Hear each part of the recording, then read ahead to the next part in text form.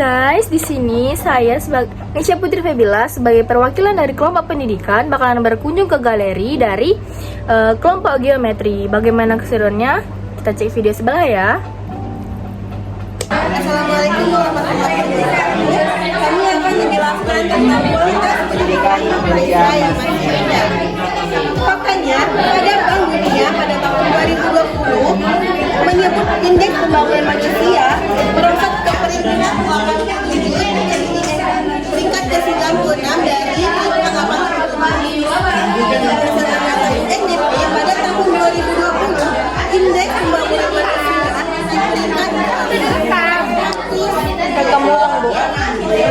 penduduk pada 2020 menunjukkan lebih dari 70% penduduk Indonesia berusia produktif, namun di data BPS pada November 2021 mencatat bahwa pendidikan di Indonesia masih mendominasi pendidikan rendah.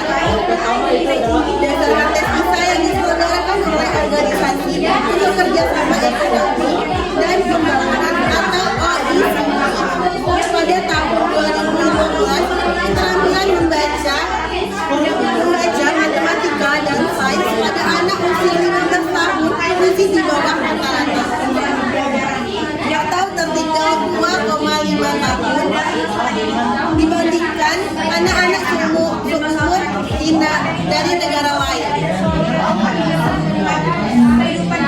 Pada Undang-Undang Pendidikan Nomor 30 Tahun 2003 menyatakan pemerintah daerah wajib memberikan layanan kemudahan serta menjamin terselenggaranya pendidikan bermutu bagi setiap warga negara tanpa diskriminasi. Nah, berdasarkan fakta maka butuh opini yang mengatakan bahwa kualitas pendidikan Indonesia masih rendah meskipun ada demografi yang produktif dan anggaran pendidikan yang besar.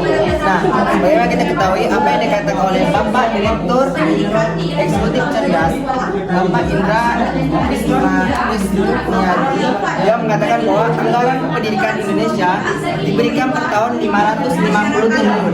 Nah, timbul pertanyaan di kita, kemana anggaran itu disalurkan sehingga masih kualitas Indonesia masih tergolong rendah. Nah, selanjutnya kualitas pendidikan Indonesia mengalami penurunan yang signifikan. Meskipun anggaran mencapai 500 triliun, kualitas pendidikan Indonesia tetap buruk dengan berbagai faktor yang menyebab yang ditangani jika bencana demografi. Pendidikan di Indonesia tidak mendapatkan perhatian serius dalam intervensi kebijakan, mengakibatkan kualitas yang rendah. Sebenarnya kualitas pendidikan di Indonesia masih menjadi tantangan dengan kebutuhan memperbaiki infrastruktur kurikulum dan dukungan bagi guru serta orang tua. Adapun faktor-faktor yang menghambat pendidikan yaitu yang pertama keterbatasan akses pendidikan. Yang kedua yaitu kualitas pendidikan yang tidak merata yang disampaikan oleh beliau yang sebesar 550 triliun. Yang ketiga yaitu kurikulum yang relevan atau kurikulum yang berganti. Yang keempat yaitu lingkungan sosial juga merupakan salah satu faktor yang itu saja. Apakah ada yang ingin ditanyakan mengenai kualitas pendidikan di Indonesia yang masih rendah?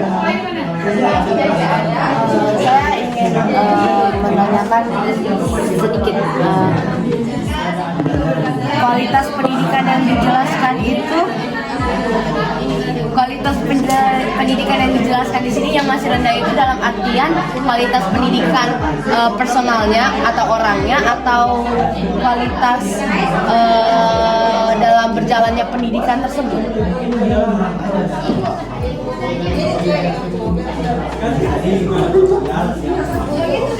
Kalau berdasarkan fakta ya, dia itu membahas tentang kualitas pelayanan pendidikan di Indonesia yang mempengaruhi kualitas pendidikan bagi pelayanannya. Dan berdasar anggaran tadi kemana itu? Mana arahnya? Lalu untuk orang-orang dibahas juga sih di sini.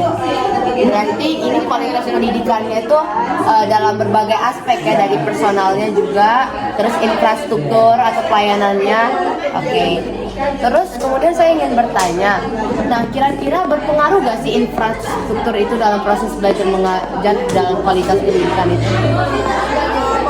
Pengaruh ya, karena dengan fasilitas yang lengkap kita lebih bisa mengekspor. Kayak adanya lab, kita bisa mengekspor apa aja yang di situ yang kita bisa apa namanya penelitian dan lain-lain.